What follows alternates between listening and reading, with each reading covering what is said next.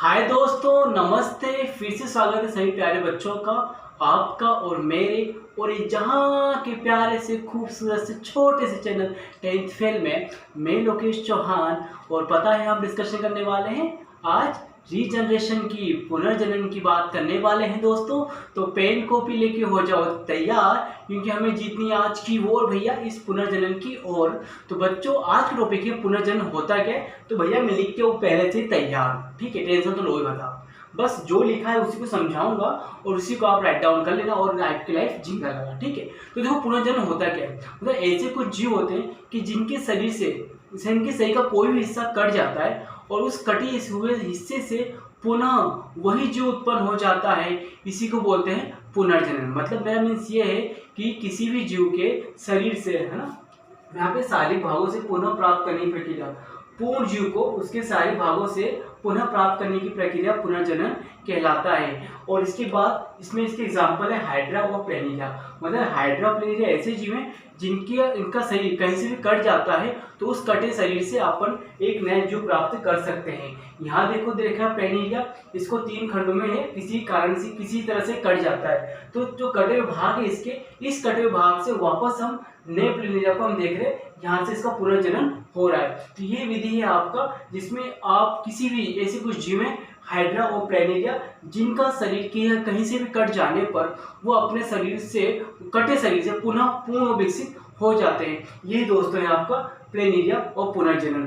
तो इसमें हाइड्रा और प्लेनिया दोनों ही काफी इंपॉर्टेंट है, दोनों एग्जाम में आपसे पूछे जा सकते हैं कि हाइड्रा की पुनर्जनन की एग्जाम्पल क्या है, हाइड्रा और प्लेनिया। तो राइट डाउन करो दोस्तों इसको, और यही आपको एग्जाम में लिख के लाना है। चलो ठीक है, राइट डाउन करो। मैं देखता हूँ वीडियो अपनी कहाँ तक पहुंची है और इसको फिर मैं आगे इनहेंस करता हूँ। ओके दोस्तों, मैंने यहाँ पर लिख दिया है कायिक प्रवर्धन। इससे पहले हमने पढ़ा था पुनर्जनन, वो तो हो चुका है। अब देखो कायिक प्रवर्धन क्या होता है, बहुत मोस्ट टॉपिक है बच्चों, एग्जाम में ही हमेशा पूछा जाता है कायिक प्रवर्धन क्या होता है। इसको होते हैं वेजिटेटिव प्रोपोगेशंस। तो देखो कायिक प्रवर्धन क्या था, पौधे की तो पौधे की इसमें 3 भाग हुए, काफी इंपॉर्टेंट है। एक तो उसकी जड़ होती है, एक तना और पत्ती। तो ये जड़, तना और पत्ती से के माध्यम से नए पौधे को भी विकसित करते हैं।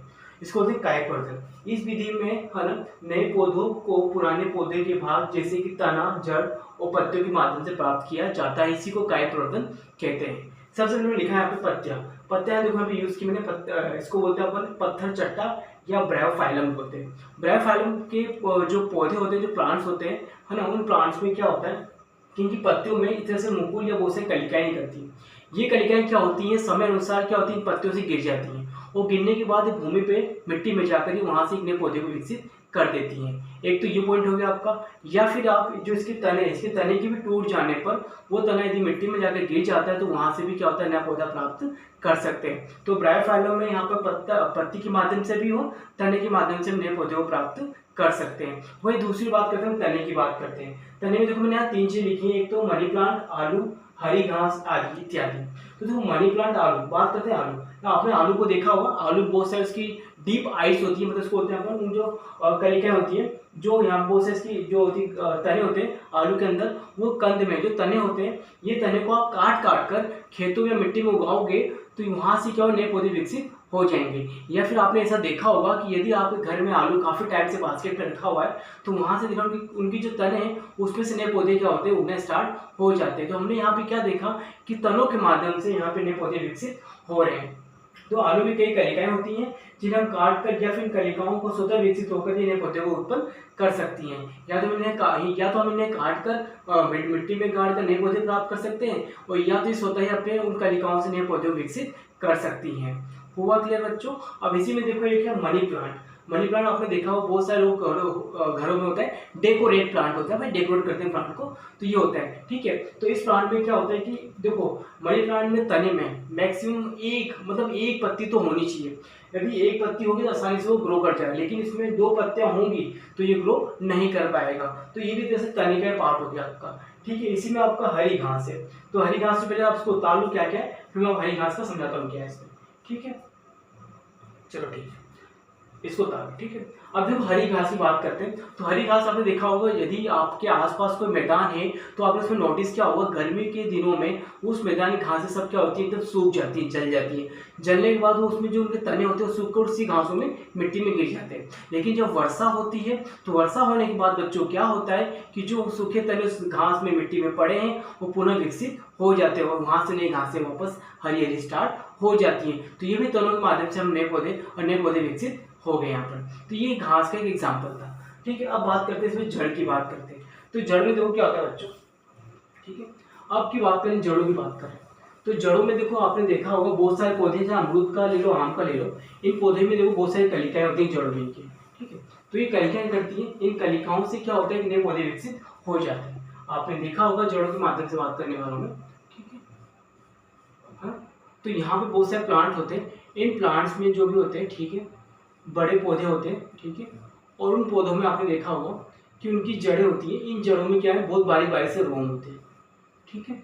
ये बहुत बारीक से क्या होते हैं, इनके रोम होते हैं, मूल रोम होते हैं, ठीक है। और इन्हीं मूल रोम से क्या होते हैं, ये नए पौधे विकसित हो जाते हैं। इनको बोलते हैं मूल रोम, क्या कहते हैं, ठीक है।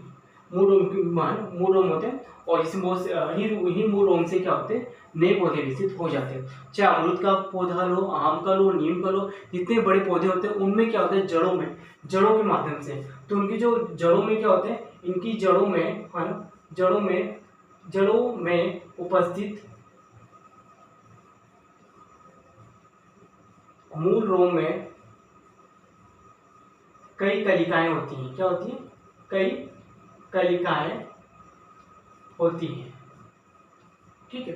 तो इन्हीं कलिकाओं के माध्यम से नए पौधे को विकसित कर सकते हैं, ठीक है। इन्हीं